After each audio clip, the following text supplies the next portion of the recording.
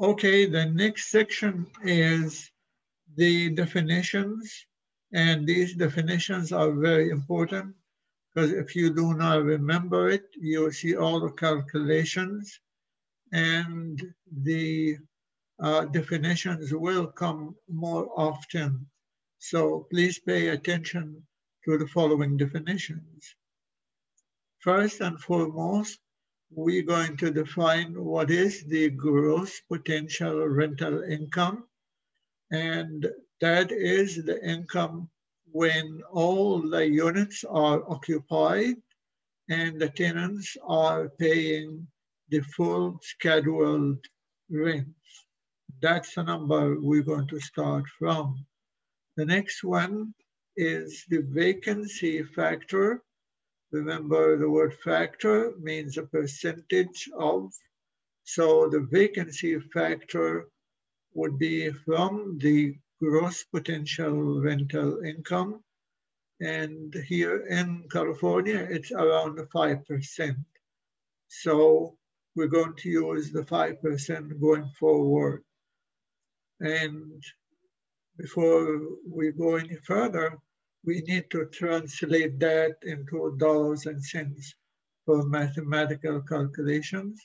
When you subtract what you're going to lose due to the vacancy from the gross potential rental income, we get the net rental income. So far, we haven't talked about any income except the rental income.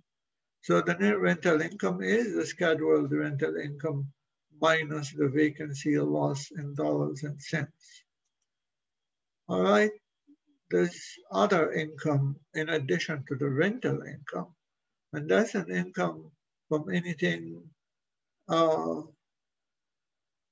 except the rental income, such as laundry income or other income such as a soda machine income and so forth. So anyways, when you add the other income to the net rental income, that brings you to the total operating income. Total operating income is so real. When you see the word operating, that means it's real. You can take it with a deposit slip, deposit it in the bank. So remember, the word operating means real, means operating income you can deposit it in the bank. However, in order to run any business, you're going to encounter the operating expenses. We mentioned that the operating expenses here in California is approximately 35% of the operating income. So these expenses have components. We're going to go through them in a minute. However, when you subtract these expenses from the income, that will give you a very, very important number, which is called the net operating income, NOI. Remember that number.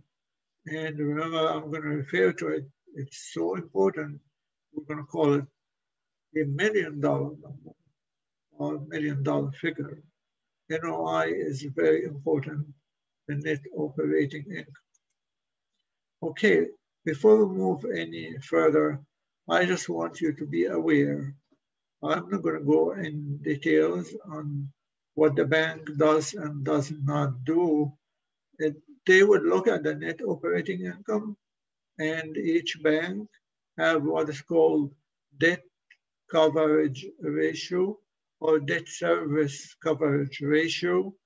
And the net operating income should not just be enough to make the mortgage payments, but usually it should be 1.25 times.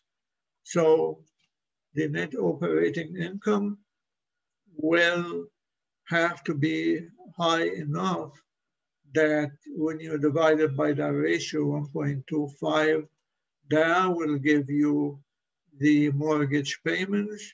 The bank takes that, knows the amortization and the interest rate. They will definitely figure out how much the property is qualified for. End of chapter.